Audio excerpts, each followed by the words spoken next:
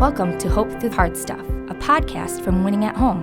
Please welcome your host, speaker, and award-winning author, Steve Norman. Welcome back to Hope Through Hard Stuff. It is my honor and privilege to have as our guest today, Sean Morgan. He is the founder of the Ascent Leader. He's also been a leadership coach and executive pastor. And I had an opportunity to listen to a webinar that Sean did not all that long ago, sponsored by Christianity Today and Preaching Today, and was just really wowed by his insights. So Sean, thank you so much for giving your time and your energy to us today. Steve, it was such an honor to be connected with you through that Preaching Today webinar, and even more so to be able to come on the podcast with you. Thanks for asking. Sean, if you could take just a thumbnail, a half a minute, and give our listeners an overview of Ascent Leader. What is it? How'd you get started? How's it work? It's an organization that helps grow and develop leaders through what we would call relational leadership development, which we choose the cohort model, which means physically getting on an airplane and traveling to be with a small cohort of around 7, 8, 9 leaders and journeying for a year together around a very specific topic. And so we help transitions leaders, we help biblical communicators and preachers, we help executive pastors, and we help church planters, so that you kind of have to fall in one of those buckets. We pair you up with 6 to 9 peers, like I said, and then you journey and grow together relationally. And the content, the depth of the content comes out of those relationships. Sean, in the webinar, you were talking about just some basic principles that you would encourage pastors who are in transition to follow as they kind of navigate their shifting vocational landscape. There are a lot of congregants, just average church attenders, who are minding their own business and then are just getting hit by these seemingly rogue waves of change. How are you seeing pastoral transition play out in the American church these days? Are we really seeing more churn than we did 2 or 3 years ago? Is that a real shift, or is that just an illusion? No, it is a real shift. We are seeing more pastoral turnover in churches in America, and it's probably true beyond, but mostly I know North America, US and Canada, we are seeing a lot more churn than we have ever before. And we conducted some Barna research a couple of years ago, and it's basically looking into the future where for the next decade, the average age of pastors is well over 55 now. And so if you look over the next decade, planned retirements in the age 65 to 67 range would mean that nearly half, or maybe even potentially over half the churches in America will go through a planned leadership transition in a church. And that doesn't talk about unplanned. So it's definitely happening now more than we've seen in the past, and is projected to even pick up as we look into the future. So Sean, it sounds like this isn't unique to the Great Resignation, or this isn't necessarily COVID related. This is part of a larger demographic shift that we should have been able to anticipate if we were paying attention.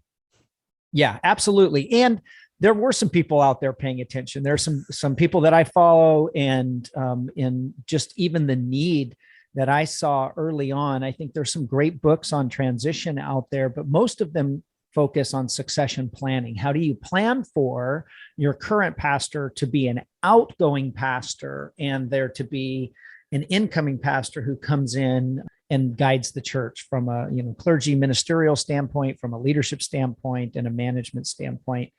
As I look at those two things, most of the energy was on planning for transition. And there have been a lot of very good books, a lot of strong authorities writing about that. And so what we decided to focus our work on about 7 years ago was helping the after the baton pass types of leadership, not just the planning for in 3 or 4 years, this is going to happen. But now that it's happened, how are we stewarding the influence that we have at whatever level, the congregant level, the lay level, the volunteer level, all the way up to the senior leader level, so that a leadership change turns into the opportunity to advance the mission of the local church. Sean, how do you see those unplanned transitions being different from planned transitions? Yeah, I think the biggest thing would be probably the fear anxiety factor when something has short notice is higher. I think fear and anxiety are natural when we talk about pending change. But when your pastor says, and you all know, like, oh, our pastor's getting older. Like, yeah, we all know he's been here for 30 plus years and started this church in his 20s or blah, blah, blah. And at some point, he might not be, or even in more and more, we're seeing women planters and women lead pastors. He or she might not be here in 10 years. But it's one thing to basically pause and recognize that and think, we're 5 years away. We're 7 years away. We're 10 years away. It's another thing to have something talked about and go, we're 5 weeks away. Right. I have a couple friends locally, Sean, whose pastors gave, 4 weeks or maybe even 2 weeks notice. Yeah. And that's, again, certainly not ideal, but once it's happening, you can't unhappen it. It is what it is. What do you say to people who are in that stage right now where they feel just kind of wildly disoriented or maybe pretty anxious because the leader that they know and love and trusted is making a rapid exit, and they're just not sure what it means for them or for the community that they love? Well, the first thing for me is empathy, that the feelings they have are very real and they make sense. This is somebody who has been helping you with your soul for eternity. They're expositing the word of God, more or less on a weekly basis. They're there with you in some of life's highs and lows and moments. I would say the first thing is just to embrace the emotion of questionable certainty. Like, what is this going to be like? You don't have to answer that question, but you can marinate in it. And I think the other thing is to recognize that you can feel uncertainty, but it doesn't have to lead to anxiety. Okay. So I'll say that again. Embrace the uncertainty and the unquestionable side of that I just don't know what this is going to be like. But don't let it creep into anxiety.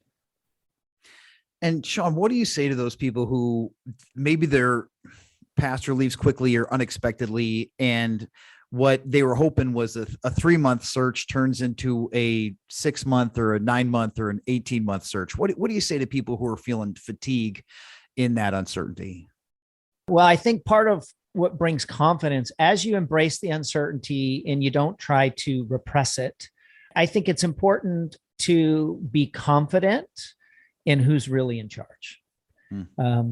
And I'm not talking about the committee that's been formed to oversee the transition, or the elders, or maybe a district superintendent with denominations. I'm talking about, this is Christ's church. And he's not surprised. You may have been, but he's not. So take heart, right? I have overcome the world. And take heart that this is a very real thing you're going through. It may come as a surprise to you, but it's not a surprise to God. And throughout history, the church has grown through hardship. Any historian, there's a book that actually N.T. Wright recommended to me that really goes through the history of the church. And we can talk about that. I think it's written by Rodney Stark. And one thing is for sure, when we would have the most cause to concern from our human perspective, God is on the move. Read the book of Esther. There's a lot to be concerned with when you read the first part of that story. I think it's 12 chapters, but it ends well, and we can take heart. Sean, I love that you mentioned Esther. I guess I hadn't realized this the first 19 times I heard the story, but if my math is correct, I think between Esther, when she was appointed queen and when she actually intervened for her people, the span of that was like 4.5 years. I was always reading kind of the microwaved children's Bible version of that. She's crowned queen, and then the next day she saves her people. That's not how it worked at all.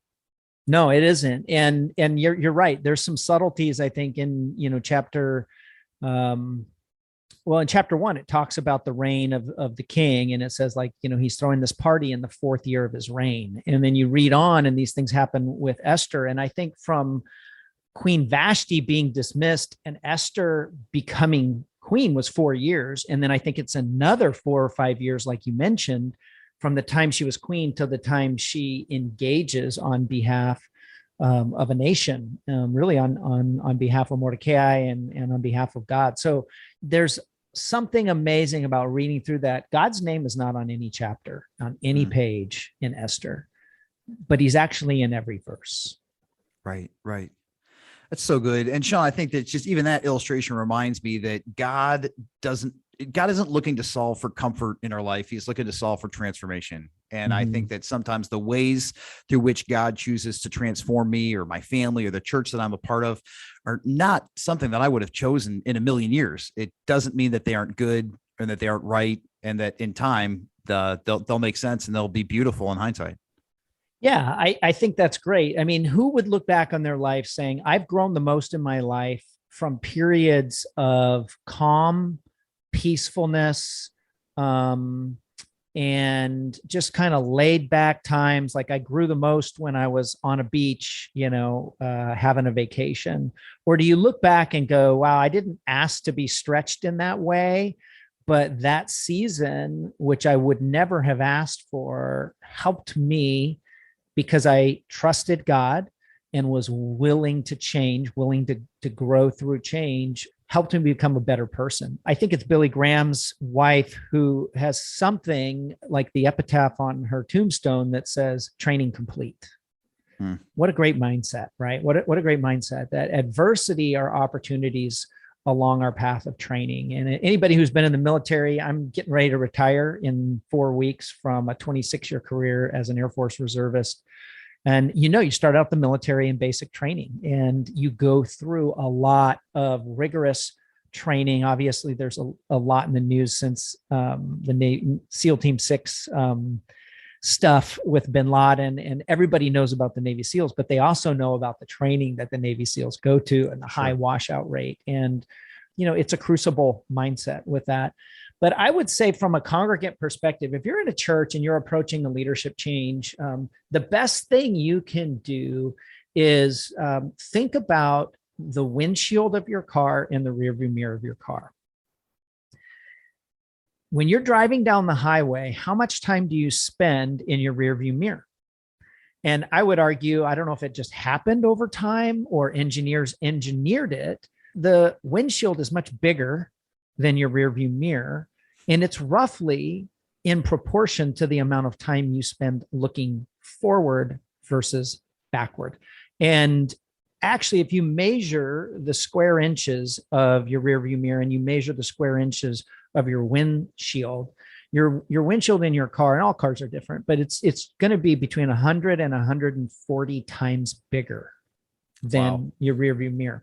And so when you approach, use this as a metaphor, as a congregant, when you approach a transition and you have unknowns, be open to the possibility of looking forward and finding things looking forward where your church will reach more people than it did 5 years ago, 3 years ago, 2 years ago. Your church will be on mission in more relevant ways to the people in the surrounding geographical community of your church. Churches have to change. If we don't change, churches die and church planters plant, and God does a new thing with new leadership and new churches. We've seen that over time. There's not a single church that I'm aware of in the New Testament that is gathering today. And so are we okay with that renewal in our own church for the sake of the gospel reaching what we would define as our spiritual kids and grandkids that maybe we don't know yet? And that's the kind of mindset, the windshield being full of possibility and the rearview mirror being something we want to celebrate and honor, but what's ahead has to be something we're driving toward. And are we going to trust God? Are we going to trust new leadership? Are we going to embrace change? Look, I like the 7 a.m. service at my church, and now it's going away. And the early service is going to be at 8:30. Well, that's an adjustment. But if your leadership believe it's going to help reach people for the sake of the gospel, for the Great Commission, could you do something different with your Sunday morning between the hours of 7 and 8:30 and show up for the first service at 8:30.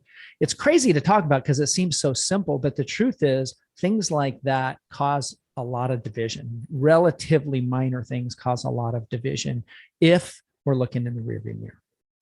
That's a great insight, and I appreciate you sharing it. Every once in a while, I have an opportunity to do a 2-month or a 6-month run as an interim preacher at a congregation. And one of the things that I learned was a lot of times the knee-jerk reaction is, hey, our first priority is to find a new person who can get in here and tell us which way to go. And I was with the church and they said, hey, come and preach for 3 months. And it turned into 9 months. And one of the things we kept trying to remind each other was our first priority is to discern who it is that God wants us to be as a congregation in this season.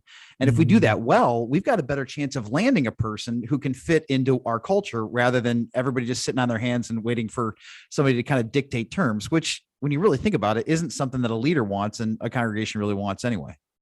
Yeah. All I can say to that is yes and amen. I think, that's the voice of experience and wisdom right there. Sean, in your experience working with leaders and churches and boards in transition, what are some of those lessons that you have seen God teach churches in those transition seasons that they might not have learned in any other window? Again, refocusing. There's a statement. If I don't know who the quote is from, I usually say Andy Stanley, and it's usually right. But I think it's, are we embracing the methods over the mission, or the mission over the methods?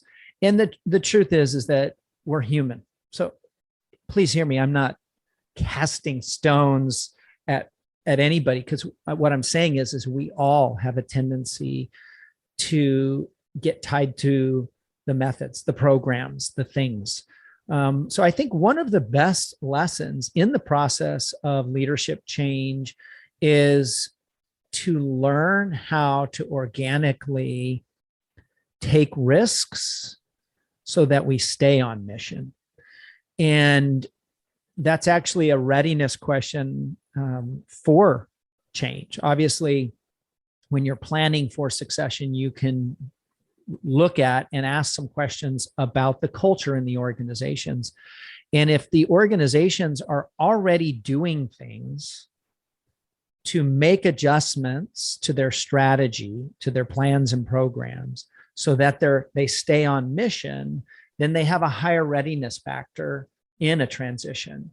And so I think that's one of the biggest lessons learned is, and unfortunately it's often learned the hard way, is people cling to the methods, they resist and fight bitterly sometimes change that maybe 5 years from now, even 3 years from now, they'll look back and go, actually, that was a good change. I didn't see it on the front end. And so that can be one of the best things for a church, because the process of renewal is what ensures effective mission accomplishment, right? Jesus did not tell us. There's a whole lot of things we wish were in the gospel that could tell us how churches should be run today. And they're not, right? We have prescription and description. There's not a lot of prescription. Jesus's words were to go and make disciples. And so at the end of the day, if we're clinging to anything, plans, programs, and methods that are inhibiting our ability to move forward with our mission, we have to be willing to let go of those things. And I think that churches that handle transition or learn through transition and have a brighter future are ones that either already know how to do that, they were well led to take risks for the sake of their mission, or in transition, they learn how to do it. They figure it out and say, you know what, this isn't what I would want to do for me, but I'm willing to do it. It's something we all should be willing to take risks for because we believe it will be effective. It's like a lot of grandparents do things with their grandkids that they don't do on their own, but they do it, right? They open up their pocketbook and they pay for it. They carve out the time and energy and they do it with their grandkids, not because that elderly grandparent loves doing that and does it every day on their own, but because they love their grandchild. And I think that's how we have to be at churches. This isn't about what we love. We have to be willing to fuel with our time, talent, energy, all those things, and our money, things that are going to help us be more effective. So the best transitions are when churches are prepared culturally for that, and when they adapt and learn along the way how to do that well. That's great. Sean, even as you're saying that, I'm thinking about my 83-year-old mother, who was just a master note writer. She would write handwritten notes for everything. But when she had grandkids, and now I think there's up to 17, she's teaching herself Instagram, not because it's natural to her, not because it's necessarily fun for her, but because that's their primary means of communication and connection. And so it's fun to be able to put a face with that particular illustration. Oh, good for her. Yeah, that's neat.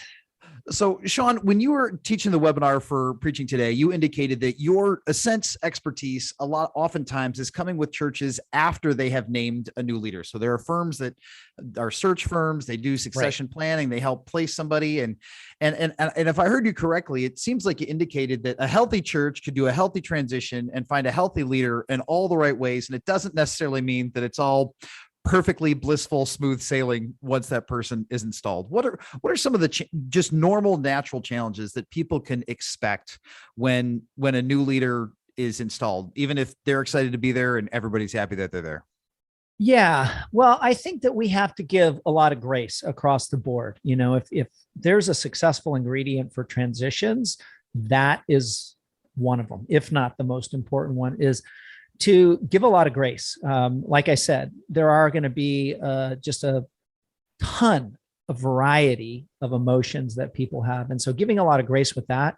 But then as things gel and the organization begins to set a new trajectory and realign around that, it's going to involve things like reshaping the org chart, redoing some of the things on the budget, like things that you might not be doing now. You might want to create some financial margin to fund going forward. That might mean somebody else gets less money in their area of the budget. And so you can't think in terms of fiefdoms. You have to think of mission accomplishment as a whole. And we're all just the sum. A whole as a church is the sum of its parts. And so if we can be more effective, then we want to be able to adapt and do those things. That can be difficult, right? If I don't even know what some good examples would be, but if you love something that gets defunded or less funded next year, that can be hard. So recognize how you're feeling, probably pray about it for a while, like ponder it. You don't have to vent first. And just really come to the ultimate question in that is, could I get behind this if it helps this church grow and reach people who don't know Jesus today? And those are the types of questions that you want to ask. So I feel like when churches in transition do some of those things, it contributes to their level of success. And so when you're talking about transitions, and unknowns with that, you can also expect that everybody, if the org chart starts to make some change, it's possible that somebody who did a role in the past doesn't need to do that role anymore.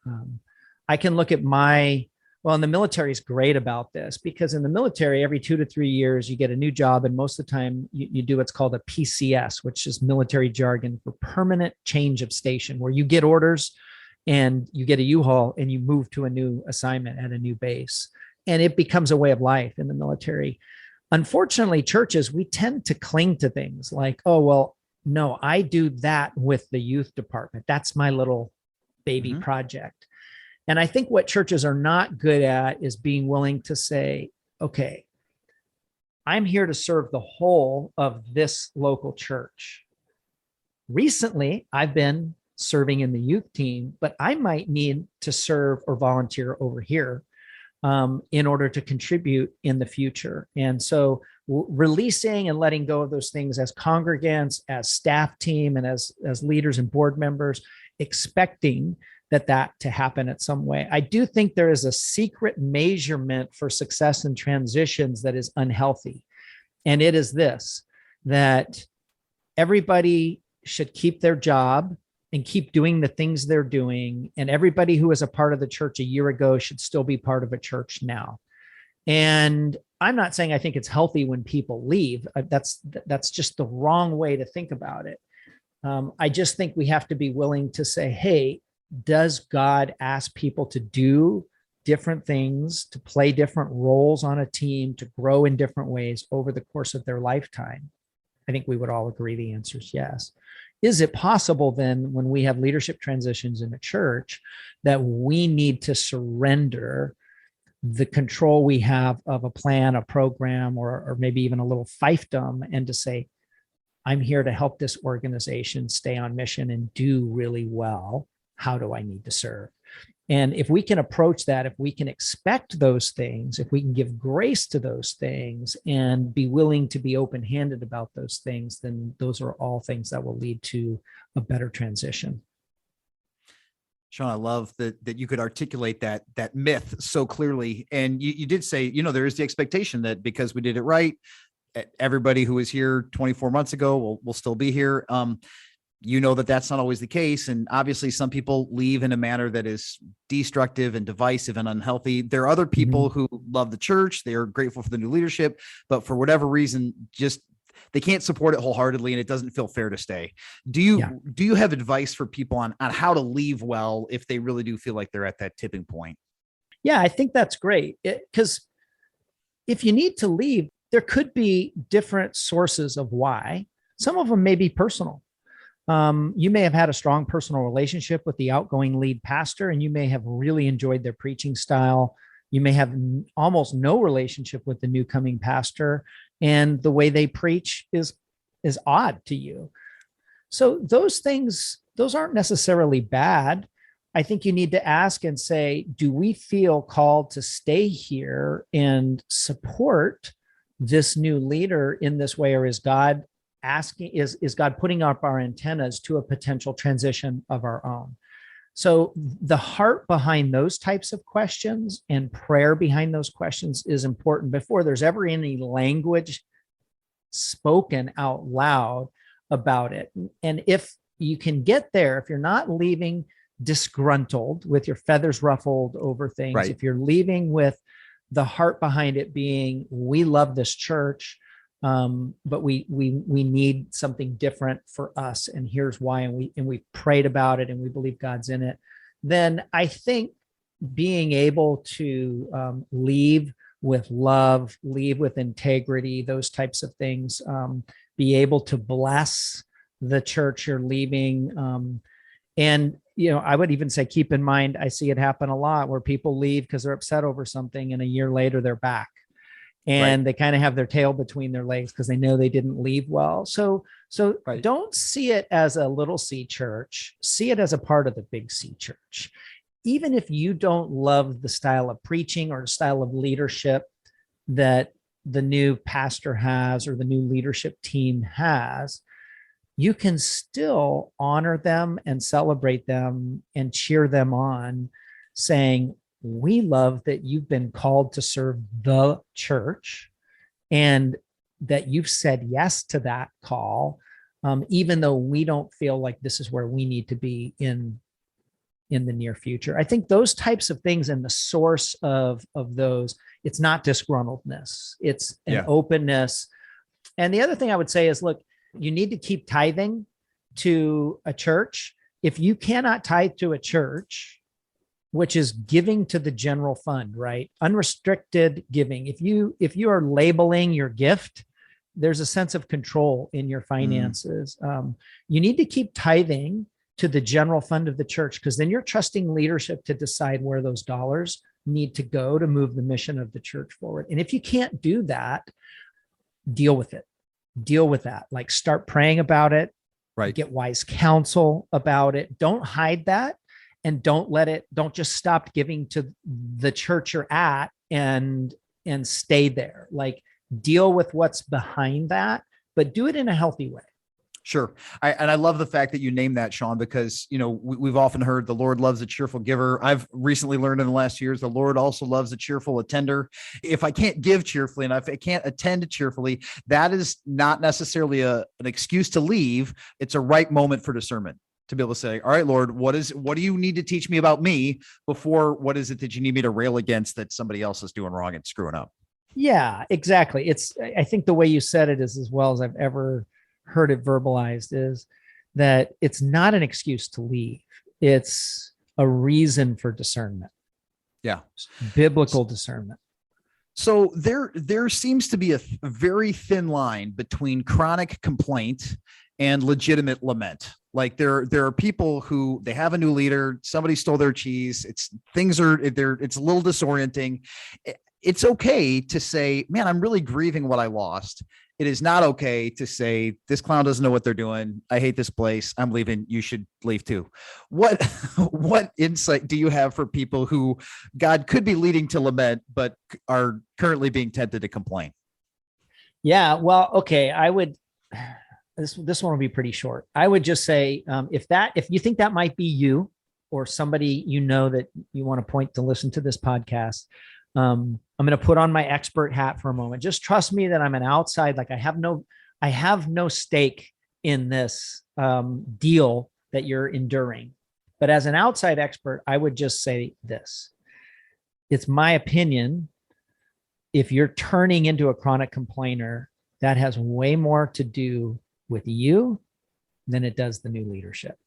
Just sit in that for a few days or a few weeks. That an outside expert is actually saying it's more your problem than it is the problem of leadership. Now, I'm not saying they're perfect. Okay. I'm not defending them. I'm just saying that would be my assessment of situations like that more often than not. But again, I love that you were able to articulate our just very human and very broken and very pervasive need for control. To control worship styles, to control service times, to control how my giving is utilized. And you're right, there's nothing New Testamentally, it's just a phrase I'm inventing, biblical about that. It's very human, it's very individualistic, it's very self-driven, but it's not community lifting, it's not gospel promoting, it's not Jesus proclaiming. Yeah, it's very consumeristic. A word for church leaders thinking about this, whether you're on staff and leadership or board, elder level leadership, is often the best thing you can do when you feel like there's some disgruntledness and maybe some chronic complaining going on is figure out what's at the source of that, right? Let's just say you might feel like it's everybody, but the truth is it's probably 5 or 10 people. Mm-hmm. Figure out who is the most influential of those 5 or 10 people, meet with them one-on-one and win them over, right? Yeah. Like love them and win them over, because if you can find out who the most influential people in the complainer group are and you win them over, everybody else will come with them.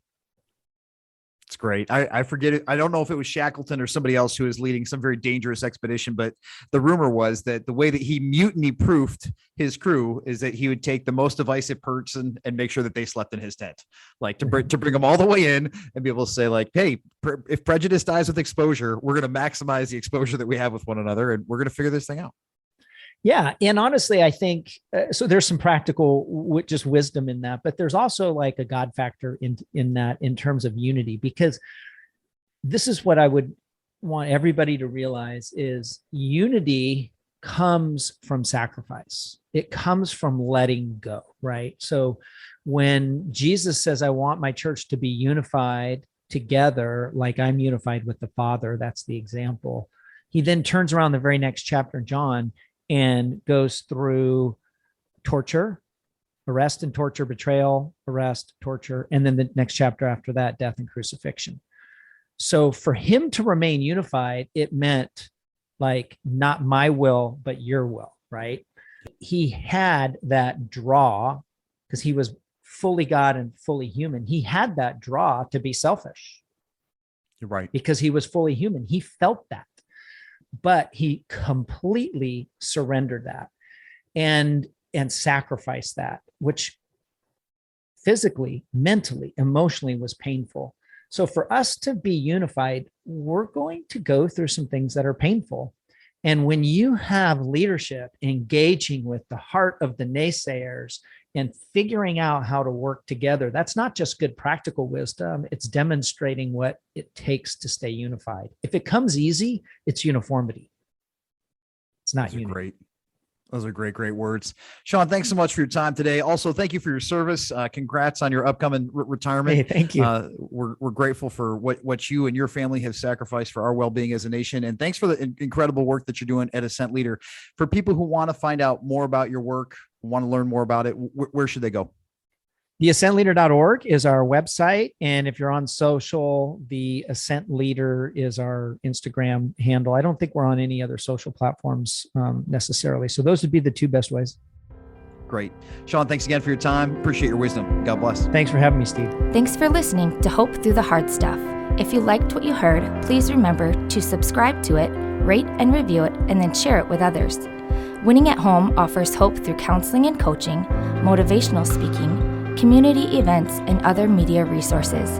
If you believe in what we do and want to support us in our mission, consider making a donation at winningathome.com.